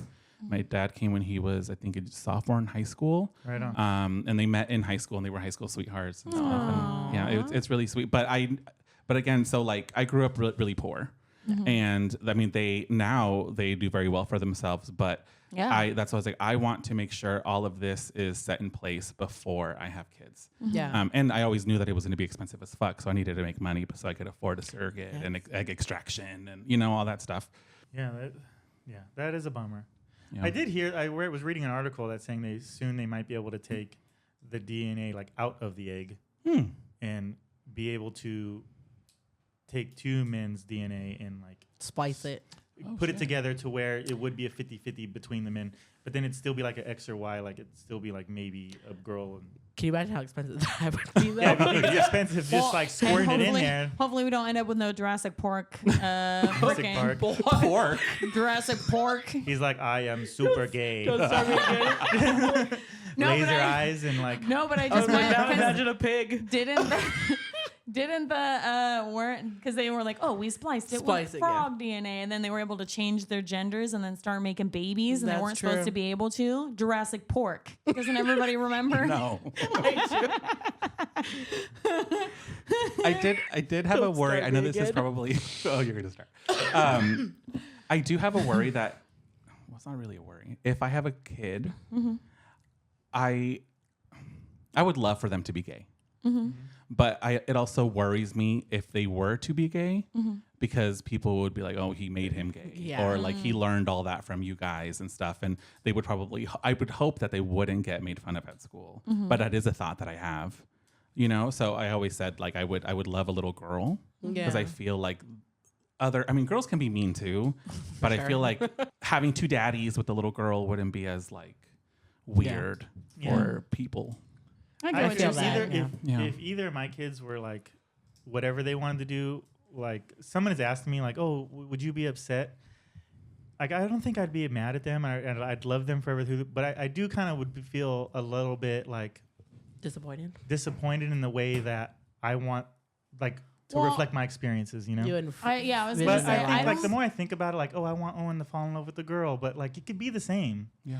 But Well, fall in so love with a boy, right? Yeah. I think it's So just like I think it's just you- my old brain, like I think you just envision something, right? Like you Yeah. were saying, where you're like, obviously, I'd love my kid no matter what, but it would be nice if they were gay, right? So I think in your head, you just like envision this future when you have a child. So when it differs from what you've envisioned, it can, you know, you're kind of like, oh, whether you're like actually disappointed or not, you know what I mean? But it's just that initial, like, this is what I had pictured, and this is, and you it know might what I mean? and it might get me in trouble for saying that, but like I'm just my thought is like I just want to be like completely honest about it. And Yeah. like, No, I feel I like don't think I'd be mad. I wouldn't be mad at all. You'd still love would them. just be a You little, wouldn't like- be one of those It's parents. just, you had, yeah, you Like just my had idea something of in your what, head.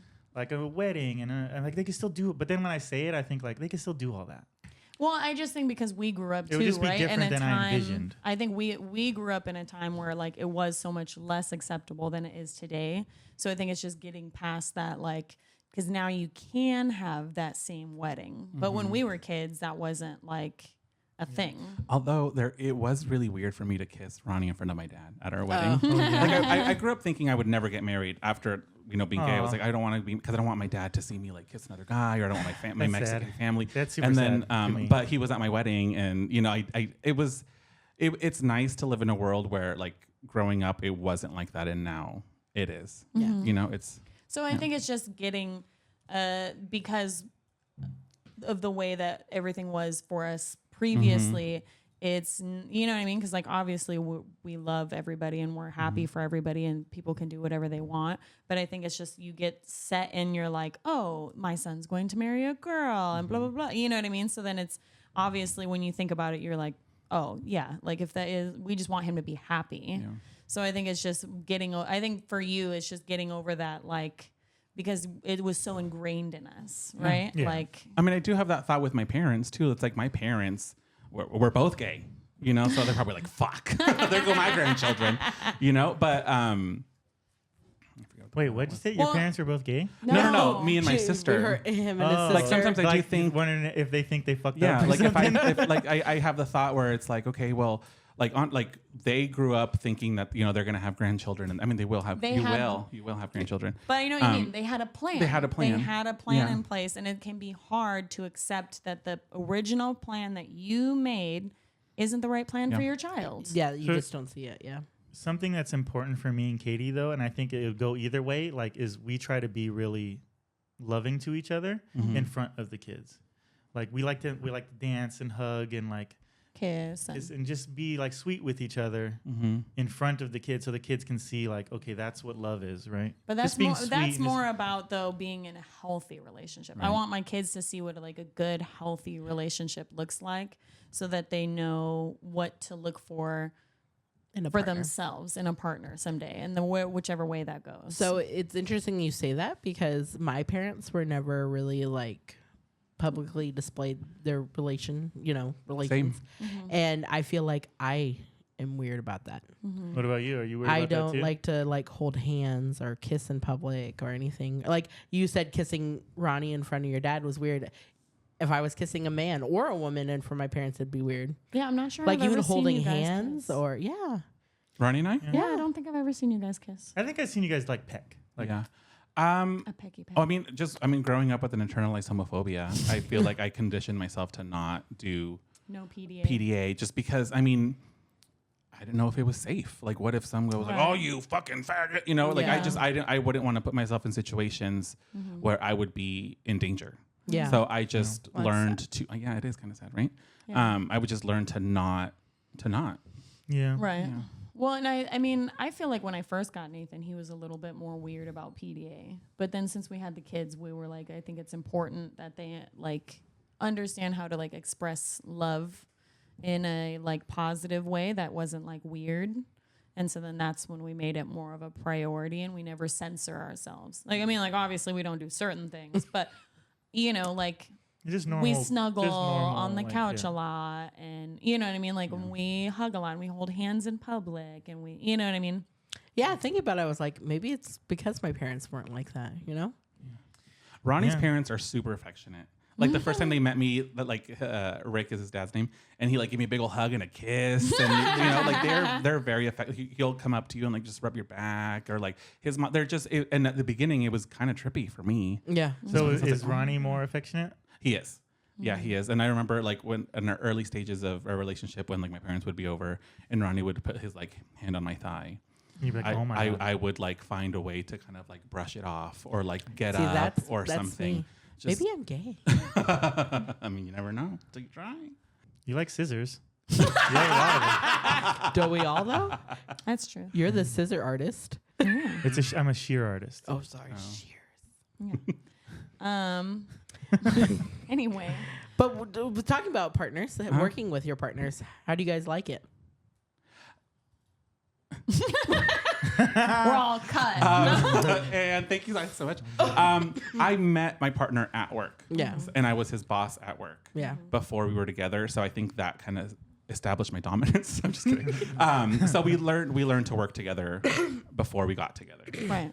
But it is a pain in the ass sometimes, just because it's like we would be at PetSmart, and then like we would have a fight out of work, and then we would, be at work, and then it was just like, so whenever we got in a fight at home, and then we came to work the next day, I would cut myself or like hurt myself, or I would get bit, or I would always get Oh, injured. not like in a My Chemical Romance way or something? No. We're I all would get watching, like, injured. I would get, because I would just be thinking about the argument, and then he would be like right in front of me, and it's And you're just like, just like- I was just like thinking, so I would like cut my hand, or like one time I was like, I'll do the nail trim, and I was all pissed, and like it was Avishla, and it like came and like bit me on the side of the face, Ouch. and so now I know whenever we're angry, we're not angry at each other, right? We're good. Yeah. I don't want to get hurt today. Yeah. What about you guys? I've like totally become dependent on Katie. When she goes and does like grooms on the van by herself, I'm like having a mini breakdown over It's here at the okay. salon. I'm there to. He'll like message me, when are you coming back? I miss Yeah. you. Yeah, it's I mean, I love working with Nathan. But same, where we worked together before we were a couple. Definitely he takes a lot of direction, but thankfully he actually takes the direction I give him and doesn't fight me on it. So I'm obsessed with her is what it comes down to. And I was like, this It's true. fair. Although, so grooming is my passion, and I love it. Ronnie's passion, not so much. So there was a few months ago, kind of because of work-life balance, I was doing so much grooming stuff and not really paying attention to like my life outside of work that I think it got to him. And he got to a point where he was like, I don't want to do this anymore. I want to go back to the vet and just be a tech and do dentals and yada, yada, yada. And I like flipped. Not angry. I was just like super sad, and I started crying. And I was like, I just need to go on a walk. Okay, when he removed himself from the Yeah, group, that we was all actually got like that We're day like, or the day after. Yeah. we're like, oh my God, what's happening? Yeah, because I wasn't doing a good job at balancing work and life, and it just got to him. And I think that really put things into perspective for me, that it's like, okay, yes, work is great, but we are people before we are groomers. And I got to make sure I got to take care of the person that I am versus like my career. Do you think you've improved on that? Yeah, I do think so. I mean, I like being busy. Yeah. So it's hard for me to too. not do things. And why not do things that I like grooming or like a podcast or editing videos or the podcast or whatever. But so I do think that I do a better job at making sure that I like at certain time I'm like I turn it off, or I hang out with my husband as a partner versus like hey, that's that dog today. Like it's just. But I do think I did a better You need job. to start collecting Pokemon cards. Yeah. Yeah. I just started collecting Pokemon cards with Owen. Owen's been doing it I used to collect them, but I just started now like my own collection so I could have something to do with them, Yeah. Well, that's, it was funny, right? Because he was like, Katie, does it seem weird that I'm buying Pokemon cards as an adult man? And I was like, no. Most people that buy Pokemon cards are adult men. So Yeah. Yeah, but I was like, well, also you're doing it so not like To bond with your son. Yeah, to like bond with your son. Even And though we Ronnie. know Ronnie. Ronnie doesn't have a son, but we can't go to Target or Walmart without leaving with a couple packs of Well, Pokemon cards. it's funny though, because then now Owen's like obsessed with. He's like, "Is Ronnie on the phone? I need to talk to Ronnie about my Pokemon cards." I'm about to give him Ronnie's phone number so we can bring them all and like So they can, and stuff. so they can play. So the last thing was, this is more towards me and Katie, but working while we were pregnant. A lot of people have had questions. So I worked the day I got induced to have my daughter. Although that wasn't super purposeful, but No. they were like, "Oh, come in," because they wanted to check you for preeclampsia, right? Yeah, they had done the test to see if there's protein in my urine, and there was. So they told me, they're like, "Oh, can you come in today?" It was Super Bowl Sunday. Can you come in today to be induced because we're worried about it escalating? And I was like, well, I'm at work, so I'll come after and I'll take I gotta go home and take a shower and shave and do all this stuff. So I did. I went in at like 8:00 on Super Bowl Sunday, and they started my induction, and she was born by the next morning at 7 a.m. Well, it's funny because like most people that get induced, it takes several days, right? Like, because they give you, they like hook you up to an IV or, Well, they started me with just like an oral medication. Yeah, there's like several different ways, I think, several different kinds. Because sometimes it's like a suppository, not up the back, up the front, and to like help open things up and start getting things moving. And there's I think there's a few different. I never had to get induced, so I'm not 100% positive. But I remember when we took birthing classes. Because we took one together for Kat. Yeah, because I didn't have a partner, so Katie was my I was partner. her partner. I went to one with Nathan too, but I remember them saying like, oh, it can be like 2-3 day thing. And right? everyone I've ever known who got induced took days. Yeah, several. You're in there for You several. would assume that you're days. getting induced. Wouldn't it like? Yeah. It's Happen. sometimes it can just be because your slow. body's not ready. Yeah, usually Oh, they're that's true. inducing you early. So when I went to the hospital for my induction and to be monitored my blood pressure, they said I was having contractions already, and I was like, oh, that's what that is. Yeah. But I remember because we talked about it because I was like, obviously going to be there for the birth. And I was like, okay, so do you want me to come tonight? And she was like, no, you rest tonight. My parents will be here tonight and you can come take tomorrow night shift. Thinking this was going to be a day long. Yeah, because we thought this was going to be a several day thing. And then I get a phone call. I feel like it was either maybe it was 6 a.m. My phone's ringing and it's Kat's mom. And she's like, you got to get to the hospital now, And I was like, ah! So I just threw clothes on and I raced over there. Thank God she was at a hospital 10 minutes from my house. And, and then I get there and she's, they're like, it's going to be within the half an hour, And I was like, well, thank God I freaking made it, Geez Louise. I didn't expect it either. Well, most first labors, they say, take over 24 hours. And it had only been like 12. Not even. Not even. She was born 11 hours after I started my induction drugs. Yeah. So like it was wild. Well, they told me, the nurse didn't even believe me. So I was laboring, and I hadn't been checked, and then they checked me, and they're like, "Oh, there's still a lip, basically." And I was like, "Okay." And then my water broke because it hadn't broken. They're like, "Oh, we'll break your water," and they didn't. But 10 minutes after she checked me, it broke on its own, and then all of a sudden I had the strongest urge to push, and that's when she called her mom. And Katie made it just in the nick of time to catch my daughter because the nurse didn't believe me either. Yeah, she's literally laying in the bed like I need to push. I need to push. And the nurse Correction, I said I need to poop. Well, no, you did poop and he cleaned it up. That's true. You always poop. You did poo. He cleaned it up and then he was putting notes in the computer and she's like, I gotta push.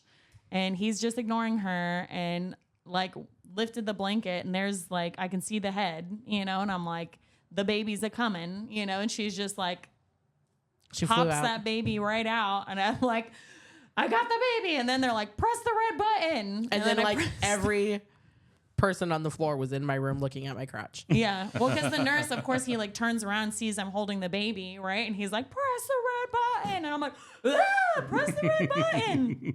So that was pretty wild. I don't remember all that. I don't remember her catching the baby. I just remember the ring of fire is a real thing, and it hurt. Yeah, because Kat went no medication. All natural. All natural. And and I ended up ripping really bad. But see, that I was going to say that was the thing, though, is that watching her get her stitches was the worst part of the whole thing. That was more painful than giving birth. That was the worst. They're like, we're going to stitch you up now. And like they didn't wait for her to be numb.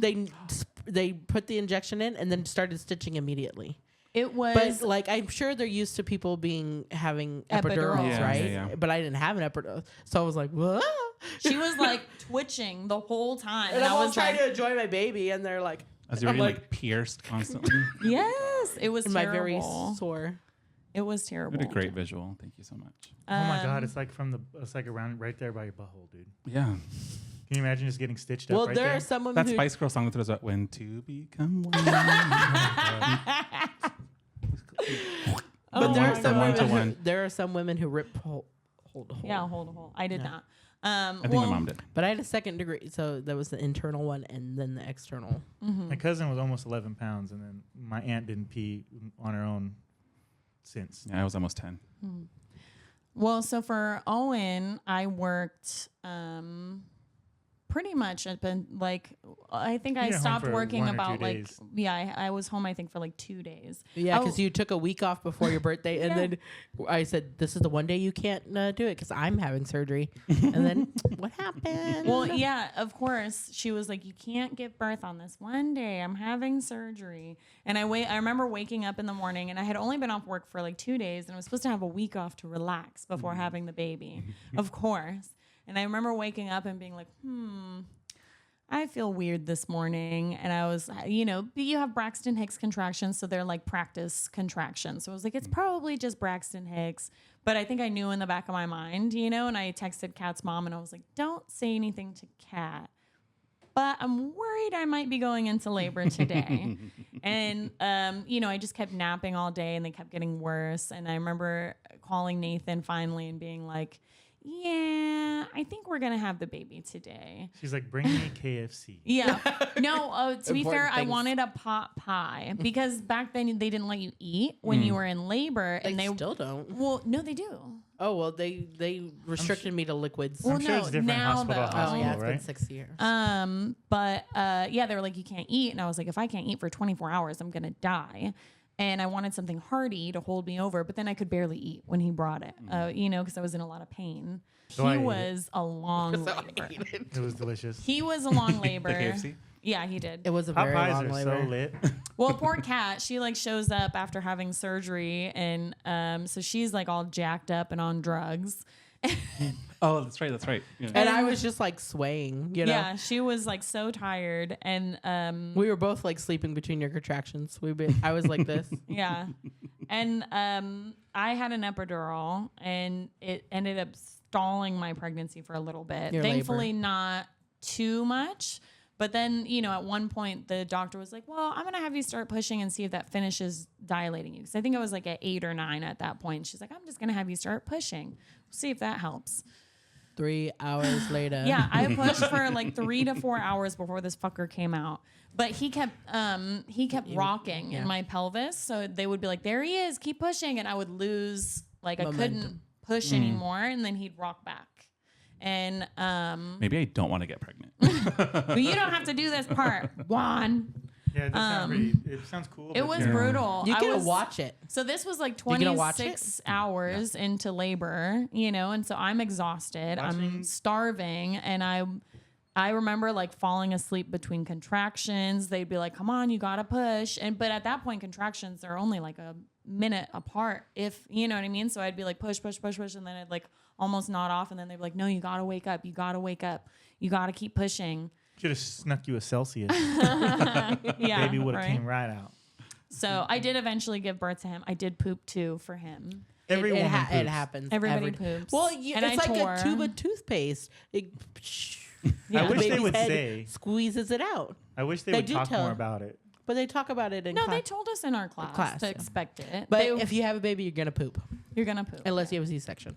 I just remember being so nauseous too because I was so hungry.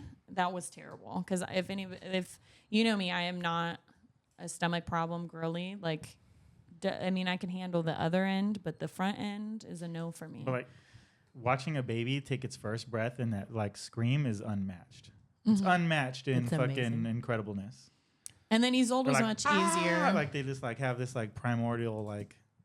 I wasn't working as much when I gave birth to Isolde. I think I was working like 3 days a week. So, you know, because Owen was still so young. Oh, and remember they did that, like, they had Katie take her top off, right? So she's like, and we put the baby on. Oh, for Owen, yeah. On her, so skin to skin, without cleaning the baby or anything. Right Just away. As soon as it came out, put it right on her. And instantly, he's like this. He's like moving his head around.